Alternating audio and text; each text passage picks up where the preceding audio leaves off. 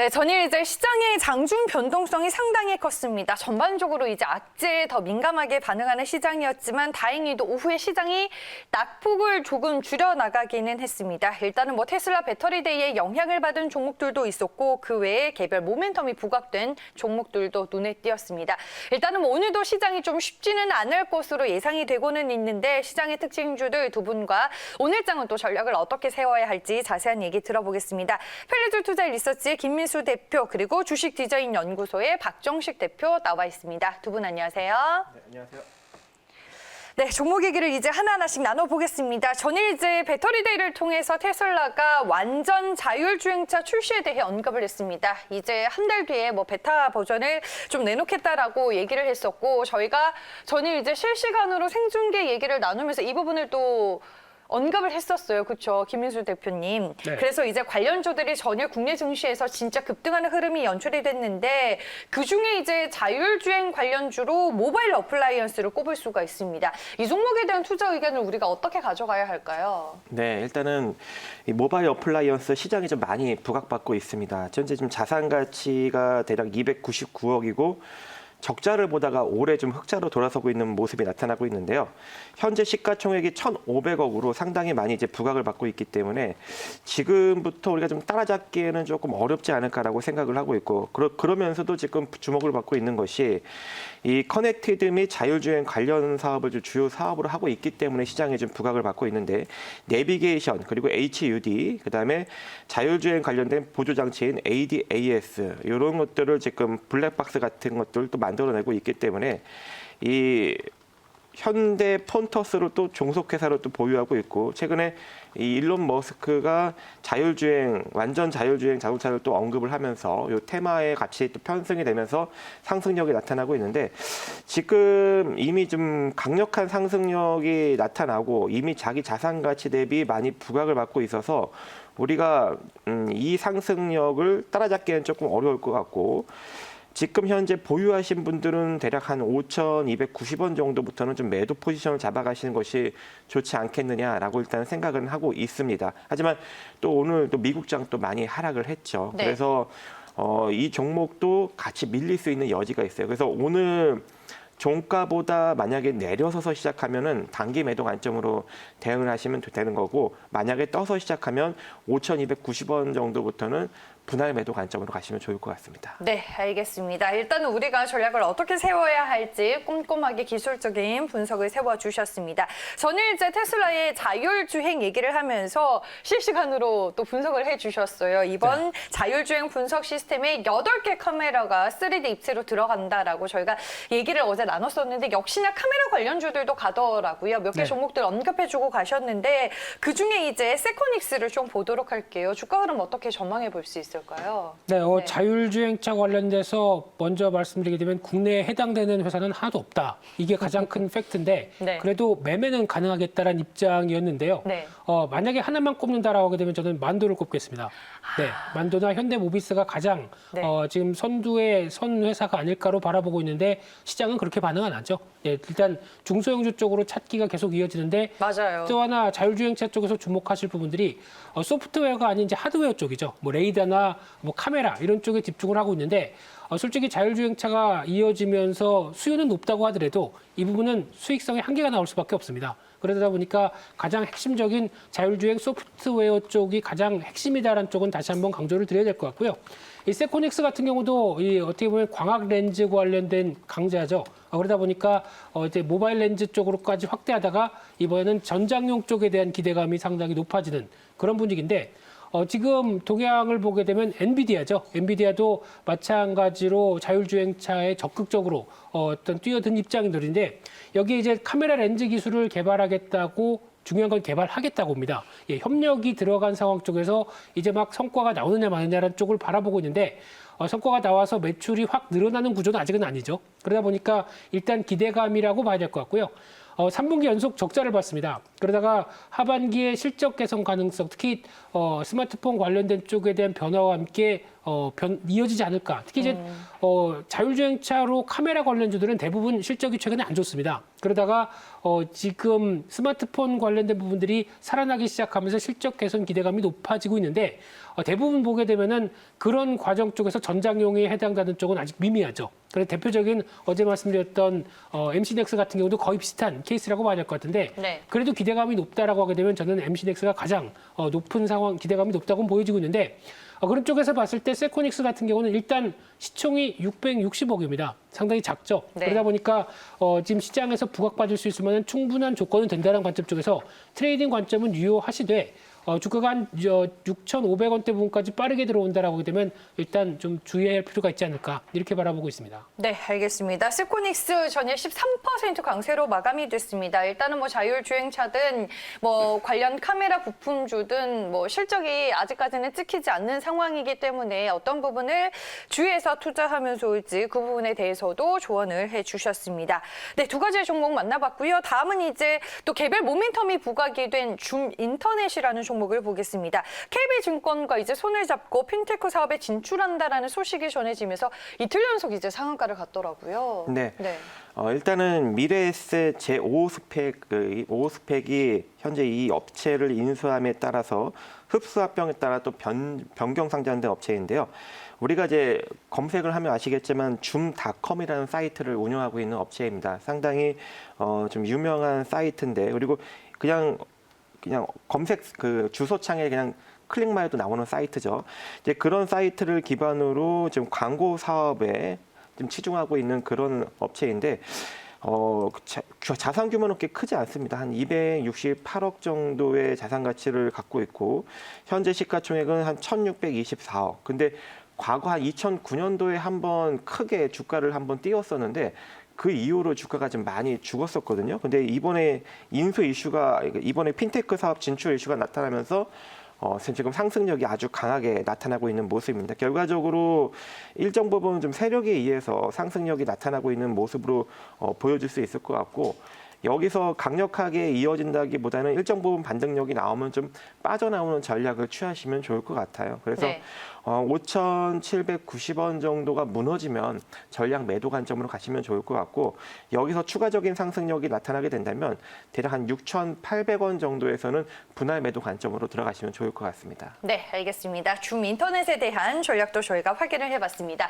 뭐 지금 전체적으로 시장의 분위기가 어수선하기는 하지만 그 안에서 또 실적이 뒷받침될 만한 종목들은 증권가를 중심으로 상당히 긍정적인 의견들이 나오고 있습니다. 그중에 이제 한 종목이 한샘이 아닐까 싶습니다. 인테리어 그리고 리모델링 시장 환경 변화에 따라서 시장 점유율 확대가 예상이 되고 있는데요. 증권가 리포트 내용 먼저 확인을 해보겠습니다.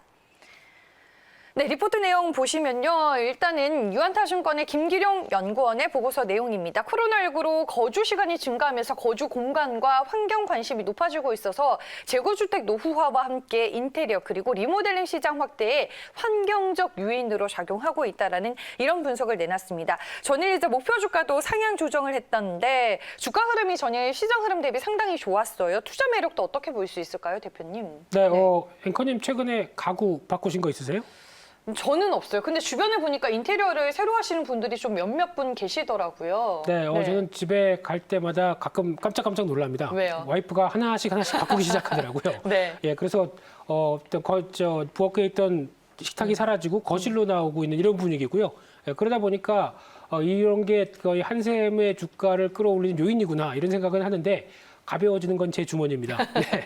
그런 네. 관점에서 봤을 때 일단 언택트주가 재반등하는 기조가 나오고 있고요. 어제도 보니까 네이버, 카카오 좀 고점에서 좀 많이 밀리다 보니까 이제 반등이 나오기 시작하고 있고 여러 가지 동향을 봤었을 때 그래도 언택트 쪽에서 관심이 있다라고 하게 되면 NHN 한국사회보험결제도 많이 빠졌죠. 그러다 보니까 이 종목도 관심이 좀 필요할 것 같고요.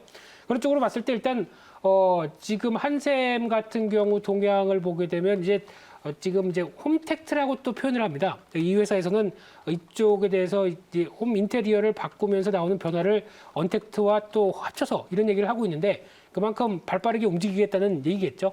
그와 함께 또 판매 채널도 바뀌기 시작하면서 여러 가지 기대감을 높이는 흐름들 쪽에서 또 하나 주목하는 게 삼성전자와 협업하고 있습니다. 네. 그렇다는 얘기는 일단 가전과 인테리어를 같이 결합시켜서 뭔가 어떤 변화를 만들어가겠다라는 쪽의 흐름들이 나오다 보니까 아무래도 삼성이 붙게 되면은 기대감이 살짝 높아가는 게 사실이겠죠.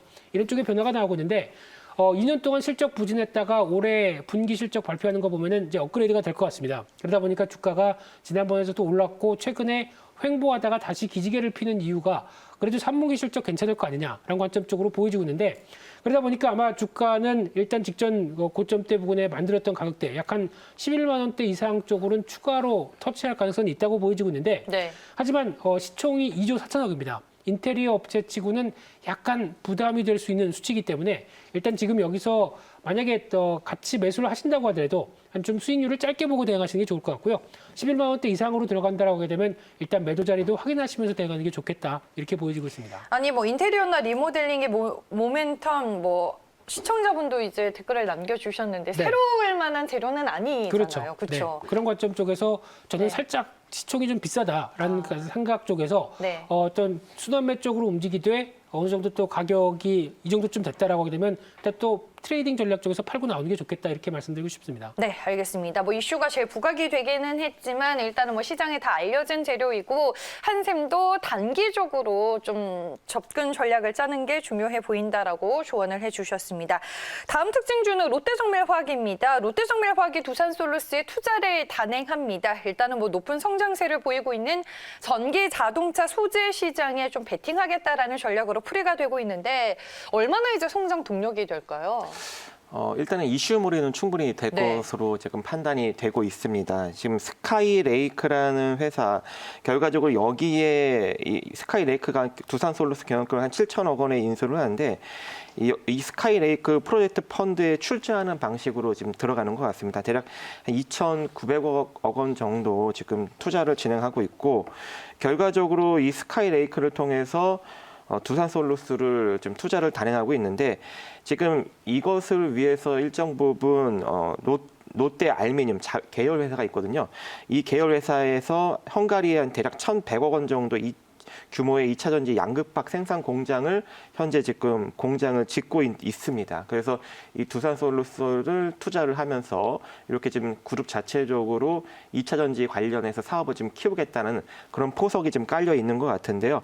근데 이 롯데정밀화학 자체도 최근에 조금 흐름이 나쁘지는 않습니다. 굉장히 좀 긍정적으로 흘러갔고 메셀로스, 건축용 시멘트 그리고 애니코트, 의약용 캡슐 코팅제 이런 것들을 또 반도체 원료, TMAC 이런 것들을 좀 만들어내면서 충분히 긍정적인 실적도 지금 만들어내고 있는 상황입니다. 지금 롯데 계열 중에 실적이 잠깐 매출이 좀 줄고 영업이익이 좀 줄고는 했지만 그래도 영업이익을 굉장히 잘 내고 있는 회사거든요. 그리고 지금 자산 가치가 대략 한 1조 한 5천억 정도가 되는데 현재 시가총액은 1조 3천억 정도 되면서 좀 저평가 국면에 머물러 있고 최근에 좀 주목을 하셔야 되는 게 기관의 순매수력이 상당히 좀 긍정적입니다. 투신권에서 지속적으로 지금 매수가 들어오고 있고 연기금은 좀 빠져나갔지만 다시 들어오고 있는 모습이고요. 최근에 외국인도 좀 빠져나갔지만 또 다시 들어오고 있는 모습이라서 시장만 크게 무너지지 않는다면은 이 롯데정밀화학이 추가적인 상승력이 가능한데 일단은 최근에 좀 시장 분위기가 좋지 않다 보니까 네. 좀 더 눌리면 우리가 좀 관심을 가져볼 수 있을 것 같은데요. 47,000원 이하로 평단을 형성한다는 관점으로 분할 관점으로 만약에 접근을 하신다면 충분히 긍정적인 결과를 낼 수 있을 것 같고 이 상태로 추가적인 상승력이 만약에 나타나게 된다면 최소한 대략 57,000원 정도까지는 단기적으로 좀 수익을 낼 수 있을 것 같고 이대로 한번 다시 올라간다면 저번 고점 라인 65,000원 정도 자리까지는 충분히 수익을 낼 수 있을 거라고 생각을 합니다. 네, 알겠습니다. 일단은 뭐 상승 매력은 있어 보인다라고 말씀해 주셨고요. 47,000원 기준으로 분할 매수 1차 매도 가격은 57,000원, 2차 매도 가격 65,000원으로 전략을 잡아 주셨습니다.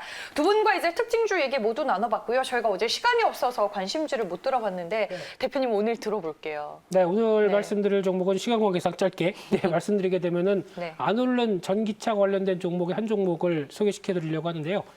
한국단자라는 회사입니다. 아니 지금 뭐 배터리 데이도 끝났겠다. 전기차 관련주들을 놓고 간다 못 간다. 뭐 많은 투자자분들 사이에서도 또 의견들이 있더라고요. 네, 이럴 때는 그냥 주도 섹터인데 네. 가격 조정을 주는 가운데 어떤 앞으로 시장 흐름만 보게 되면은 어제 일론 머스크 회장이 보여줬던 그림 중에서 의미 있는 게 그거죠. 빨간색 그래프로 이렇게 쫙 올라가는 이게 앞으로의 전기차 시장을 얘기해 준다라고 하게 되면 여전히 기회 요인들은 높다고 생각됩니다. 그렇기 네. 때문에 주도 섹터가 맞다라는 쪽에서 바라보시는데요. 그래서 이제 한국단자 같은 경우는 IT 쪽에 집중했던 커넥터 회사입니다. 그런데 지금 이쪽이 전장 쪽으로 쓰이기 시작하면서 2016년도 실적이 정점을 찍고 계속 하향화시키다가 이제 반전의 기회를 마련한다고 보여지고 있는데 그중에 하나가 현대차의 eGMP죠. 이쪽으로 들어갈 가능성이 높아지면서 변화가 나올 걸로 생각되고 있고요.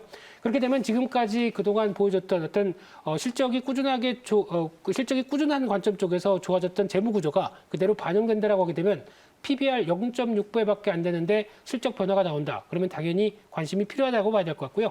단기적으로 한 47,000원대에 대한 저항이 좀 있는데 네. 아마 이 부분 넘어갈 걸로 예상을 하면서 목표가는 한 56,000원대, 손절가는 4만 원대로 대응한 전략에 포커스를 맞추겠습니다. 네, 알겠습니다. 오늘 한국단자 소개를 해주셨습니다. 최근 시장의 변동성에도 불구하고 주가가 좀 버텨준 부분은 있네요. 목표 주가 56,000원, 손절 가격 4만 원으로 가격 전략까지 만나봤습니다. 오늘 두 분 말씀은 여기까지 듣겠습니다. 지금까지 펠리즈 투자 리서치 김민수 대표, 주식디전 연구소의 박종식 대표와 함께했습니다. 고맙습니다.